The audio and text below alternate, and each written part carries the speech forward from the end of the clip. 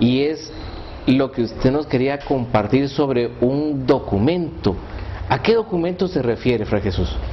A lo que ha sido llamado el manuscrito Kekchi, que decía que ha sido analizado, estudiado por el padre Ennio Bosù hace años, que está publicado por la Universidad Francisco Marroquín, por si alguien tiene interés en irlo lectura, a ver. ¿verdad? Este manuscrito Kekchi contiene básicamente el itinerario de la historia de la salvación, tratándolo de aplicar al mundo de Sulutlán, ¿verdad? Y del mundo Kekchi. ¿Quién fue el autor del manuscrito Kekchi? El padre Ennio opina que puede haber sido Fray Domingo de Vico. Fray Domingo de Vico es un dominico de una... el otro compañero. Sí, de una altura intelectual impresionante. Él escribió un libro que se encuentra en una universidad de Estados Unidos, en una biblioteca, se llama Teología Indorum, Teología de los Indios.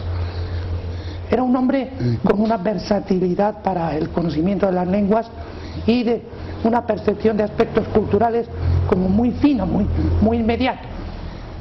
El padre Ennio considera que él quizá es el más cercano a este tipo el que estructura esto. Pero puede ser que sea también con Luis de Cáncer. Y ambos eran dominicos. Ambos eran dominicos. Ahora, Fray Jesús, digamos, ¿cuándo ya la Verapaz tiene obispo? Bien, el primer obispo que se instituye, que se consagra, es Fray Pedro de Angulo, después de 2 intentos anteriores, en el año 1562-63. Es el primer obispo. Fray Pedro de Angulo era fraile dominico de la primera grupo de los que se hacen presentes, como decíamos en el segmento anterior, en Raminal. El segundo obispo fue Fray Pedro de la Peña, ¿verdad?, que era prior de Santo Domingo en Guatemala, del convento no de Guatemala, sino de la antigua Guatemala. Correcto. Todavía no existía la ciudad capital, la de la Sanción. Sí. Este es el segundo obispo hasta el año 1900, más o menos 68. El tercer obispo es Fray Tomás de Cárdenas.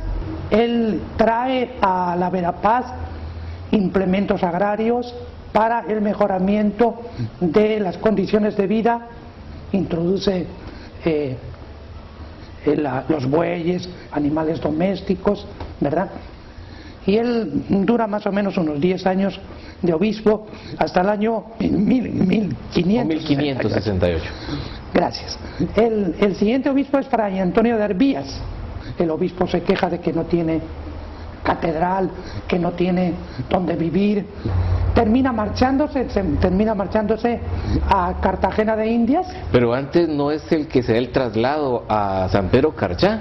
Sí, y se va con el... Exactamente, él decide irse a vivir a San Pedro Carchá y los frailes se quedan en el convento de Copán. Correcto. Posteriormente ya, como les estaba diciendo, marcha para Cartagena de Indias. El quinto obispo es Juan Fernández Rosillo. Él no es dominico, es el único de los 5 obispos que no era dominico. Él viene precisamente de Cartagena de Indias.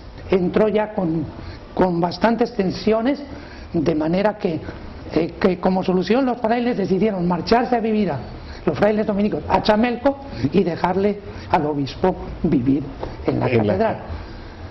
Pero el obispo se queja de que no hay suficientes frailes atendiendo la Verapaz y que solo hay indígenas, ¿verdad? Y que prácticamente que no tiene subsistencia. Entonces, en el año 1608 la diócesis queda suprimida y se anexa a la arquidiócesis de Guatemala, ¿verdad? Después se restaurará en el año 1935, vendrá la restauración posterior, ¿verdad? ¿Cómo fue entonces el proceso de evangelización?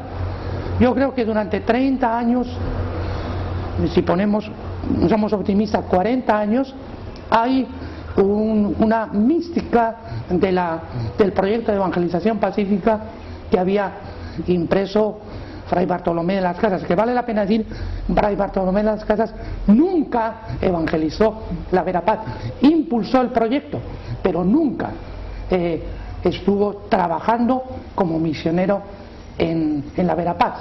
Alguna pregunta que me hicieron afuera de cámaras es que ¿dónde falleció? Porque él no falleció aquí en la Capitanía General de Guatemala. No, él marchó cuando ya tendría... Después fue nombrado obispo en el año 1545, en la diócesis de Ciudad Real, actual Chiapas, ¿verdad? San Cristóbal. Y no tuvo éxito porque él era muy impulsivo, era un hombre muy apasionado y chocó con los encomenderos y tuvo que salir, decidió salir y ya se fue para España y desde 1546 se queda en España. Ahora, Fray Jesús, digamos, en esos 40 años que fueron más o menos de una relativa paz, ¿hubo algún fraile dominico mártir o que ha sido asesinado por evangelizar? Sí, correcto. En 1555 son asesinados Fray Domingo de Vico y Fray Andrés López con 11 quechíes que les acompañaban, que había enviado el cacique Juan Matalbás para conversar con los choles y acalaes en la zona que actualmente sería Chisec, en esa zona más o menos, ¿verdad? O sea que la Orden de Santo Domingo no solo ha tenido presencia, sino que también ha derramado su sangre por el Evangelio y ha caído en tierra fecunda en esta Verapaz. En finales del siglo XVII también hay otros 2 dominicos. En la última intentona que se hace de reducir a los itzaes del lago Petenitza, mueren 2 dominicos en el intento. Entonces, después de estos 40 años sí hay un proceso de deterioro, empieza a haber como una ambigüedad, un aflojamiento en esa mística misionera del proyecto evangelizador. Dura pues el siglo XVI, ¿verdad? Lo que sería el siglo XVI. Siglo XVII es otro capítulo, ya habría que leerlo con otros matices. Ahora, siempre la presencia de los frailes dominicos ha sido casi ininterrumpida aquí en la Verapaz. Hasta la expulsión, la primera expulsión en 1829, cuando el gobierno liberal decreta la expulsión de los sacerdotes de los religiosos y suprimen las órdenes religiosas, salen, ¿verdad? Algunos frailes son reducidos al estado secular, como diocesanos, otros vuelven, y la segunda expulsión es con Justo Rufino Barrios en 1871, ¿verdad?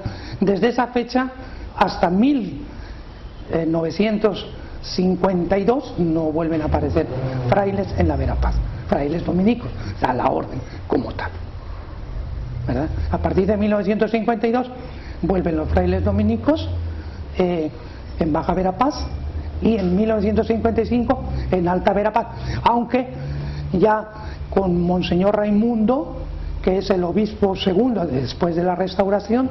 El primer obispo es Monseñor Luis Montenegro y Flores, el segundo es Monseñor Raimundo Martín, que es dominico. Con él vienen 2 sobrinos. Uno de ellos, pues la gente mayor de Cobán la conoce, Fray Vicente Peña, que estuvo muchos años para aquí, Fray Raimundo. Ellos eran sobrinos.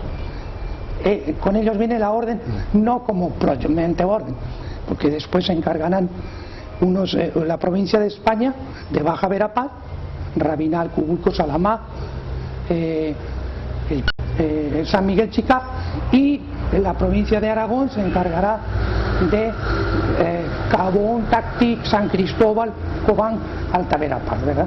A partir de 1950 vuelve la orden hasta el presente.